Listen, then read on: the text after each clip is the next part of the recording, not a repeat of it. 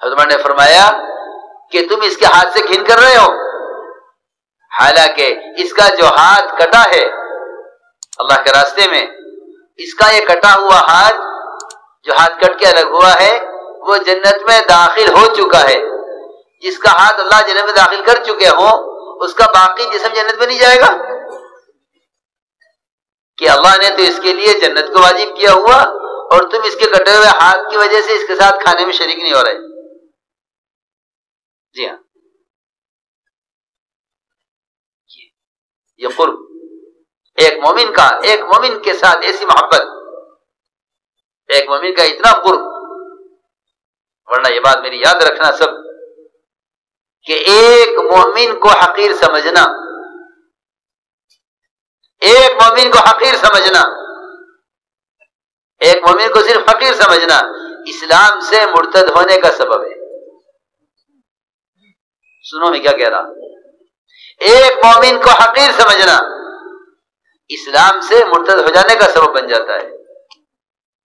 اور ایک مومن کے قتل پر اگر تمام آسمان کی مخلوق اور تمام زمین کی مخلوق جتنے آدم علیہ السلام سے لے کر قیامت تک پیدا ہو، اگر یہ ساری کی ساری مخلوق اگر صرف ایک مومن کے قتل پر جمع ہو جائیں کہ اس کے قتل میں ان سب کا ہاتھ ہو تو اللہ تعالی ان سب کو جہنم میں ڈالیں گے. ایک مومن اللہ سوچو، ایک مومن کا یہ مقام ہے کہ اگر ایک مومن کے قتل پر زمین آسمان کی تمام مخلوق ایک مومن کے قتل کے کیس میں ہے، ایک مومن کے صرف، تو اللہ تعالی ان سب کو ایک ساتھ جہنم میں اوندھے منہ ڈالیں گے کہ یہ سب ایک مومن کے قتل میں شریک ہے. یہ سب مقامی، کوئی ایمان اور مومن کوئی معمولی چیز ہے؟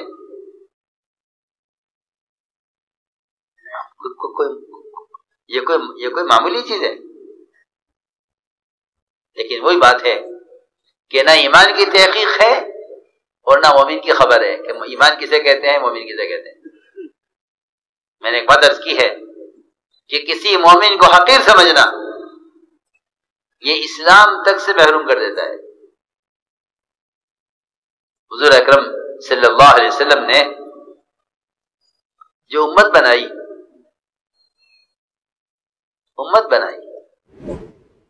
اور امت ایسے بنائی کہ جو ان کے قبیلے کے، ان کی قوم کے، ان کی زبان کے، ان کے رنگ کے، ان کے ملک کے نہیں تھے، ان کو وہ درجہ دیا، وہ موقع دیا کہ دوسرے اپنے رش کرتے تھے اس پر، بلکہ رش کیا کرتے تھے؟ اعتراض کرتے تھے. حضور اکرم صلی اللہ علیہ وسلم نے ایک مومن کے ساتھ قرب کس طرح سمجھایا. حضرت اسامہ جب آئے چھوٹے تھے، ناک بہتی تھی، جب مدینے پہنچے تو چیچک ہو گئی، چیچک کے داغ چہرے پر، کالا رنگ. روایت میں ہے کہ ناک چپٹی، بہت بد شکل تھے. ریکنسٹرکشن آف امہ dailymarkers.com. روایت میں ہے کہ گھر کی چوکھٹ پر ٹھوکر لگی اور گرے اور پیشانی لگی زمین پر جس سے خون بہنے لگا. اب اے عائشہ جلدی اٹھ، دیکھ تو صحیح، اسے اسامہ کے چوٹ لگ گئی ہے، اس کی ناک صاف کر اور اس کا خون صاف کر دے جلدی. حضرت عائشہ فرماتی ہیں مجھے بہت گھن آئی کہ میں کیسے ناک صاف کروں اس کی، کیسے اس کا خون صاف کروں. مجھے ذرا کراہیت ہوئی، مجھے کراہیت محسوس ہوئی. آپ سمجھ گئے کہ عائشہ کو اسامہ کی ناک صاف کرنے اور اس کی پیشانی سے خون صاف کرنے پہ کراہیت ہو رہی ہے. تو میں نے یہ عرض کرنا تھا کہ حضور اکرم صلی اللہ علیہ وسلم نے امت کس طرح بنائی ہے. حضرت عائشہ فرماتی مجھے کراہیت ہوئی. آپ صلی اللہ علیہ وسلم خود اٹھے، آپ نے اپنے گھر والوں کے دل سے ایک اجنبی آدمی کی کراہیت کو ختم کرنے کے لیے اور ایک اجنبی آدمی کی محبت پیدا کرنے کے لیے حضور اکرم صلی اللہ علیہ وسلم نے اپنے ہونٹوں سے اپنے منہ سے ان کے زخم سے خون کو چوسا. ان کے زخم سے خون کو چوسا. آپ ان کا زخم اپنے مبارک ہونٹوں سے ان کے زخم کے خون کو چوستے تھے اور بال کلی کرتے تھے، یہاں تک کہ ان کا زخم آپ نے کسی رومال کسی کپڑے سے نہیں، اپنے ہونٹوں سے ان کے زخم کو صاف کیا. بتانے کے لیے کہ مسلمان کا کیا مقام ہے، یہ بتانے کے لیے کہ مسلمان کا کیا مقام ہے. اجنبی ہے، دوسرے قبیلے کا ہے، دوسری قوم کا ہے، دوسرے رنگ زبان کا ہے.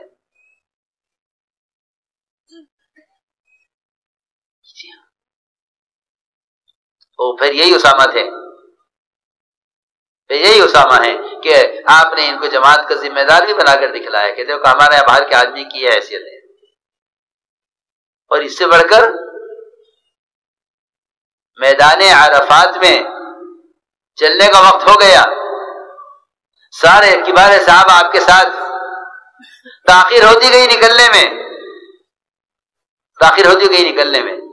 وہ ہر ایک پوچھتا تھا کیوں دیر ہو رہی ہے، کہ آپ کیوں نہیں تشریف لے جا رہے ہیں، آپ کیوں نہیں چلتے؟ اور سارے صحابہ آپ کے انتظار میں کہ آپ چلیں گے، صحابہ چلیں گے.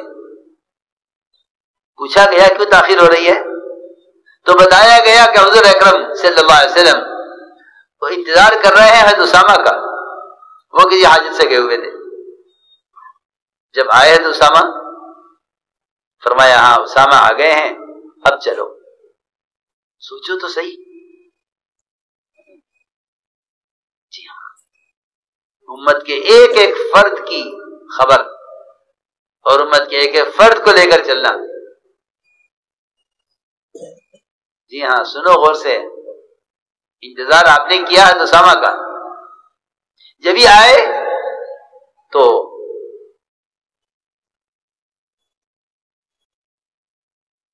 اہل یمن نے کہا کہ اس کے انتظار میں ہمیں روکا گیا، اس کی کیا حیثیت ہے؟ کوئی حیثیت والا آدمی ہوتا تو ٹھیک تھا، اب یہ ذرا ان کی کیا حیثیت ہے کہ ہمیں سب کو روکا گیا ان کی وجہ سے، تو ان کا کیوں انتظار کیا گیا؟ سب سے پہلے جو ارتداد آیا ابو بکر صدیق کے زمانے میں، اس میں سب سے پہلے مرتد ہونے والے اہل یمن. پوچھا گیا کہ اہل یمن کیوں مرتد ہو گئے تھے ابو بکر صدیق کی خلافت کے زمانے میں؟ تو جواب یہ ملا، روایت میں ایسا میں نے جمع کیا ہے، ذکر کیا ہے اس کا.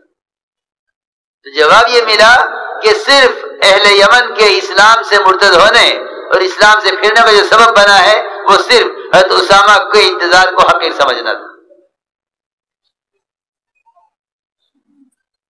میں ساری بات اس پر سمجھا رہا تھا کہ یہ آپس کی جو محبتیں ہیں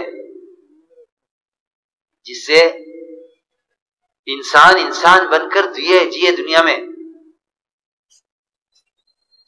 یہ جب ہو سکتا تھا کہ جب ایمان اور اعمال صالحہ.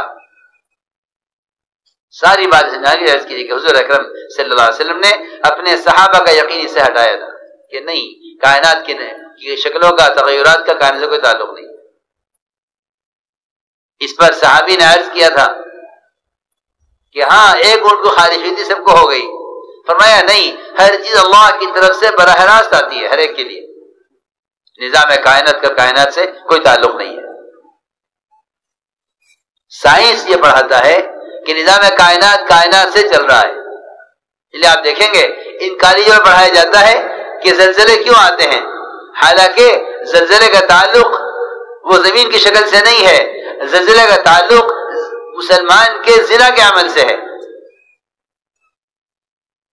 کیونکہ فرمایا جعلت لی الارض مسجدا وطہورا، کہ مسجد کی زمین تو اللہ نے سجدگاہ بنائی ہے. آپ نے فرمایا یہ میری امت کی خاصیت ہے کہ میری امت کے لیے پوری زمین سجدگاہ بنا دی گئی. پہلی امتوں کی عبادتیں ان کے عبادت خانے میں ہوا کرتی تھی. اس امت کی خاصیت یہ ہے کہ اللہ نے اس پوری زمین کو مسلمان کے لیے پاک بنا دیا اور سجدگاہ بنا دیا. جعلت الارض مسجدا وطہورا. تو جب وہ زمین جس کو اللہ کو سجدہ کرنے کے لیے بنایا گیا ہے، جب اس زمین پر زنا ہوتا ہے تو زمین کانپ اٹھتی ہے. زمین کانپ اٹھتی ہے، یہ میرے سینے پر کیا ہو رہا ہے؟ میں اس کے لیے بنائی گئی تھی، میں اس کے لیے بنائی گئی تھی، یہ میرے سینے پر کیا ہو رہا ہے؟ بتاؤ، کسی سائنس کے اسکول میں پڑھایا جاتا ہو، اگر یہ پڑھایا جاتا تو معاشرہ کتنا سدھرتا اس سے کہ کالج میں پڑھایا جاوے کہ زنا اس لیے آتا ہے کہ زنا کی وجہ سے زلزلے آتے ہیں، زلزلہ اس لیے آتا ہے کہ زنا ہو رہا ہے. میں نے عرض کیا کہ کائنات کے تغیرات کا کائنات سے کوئی تعلق نہیں ہے.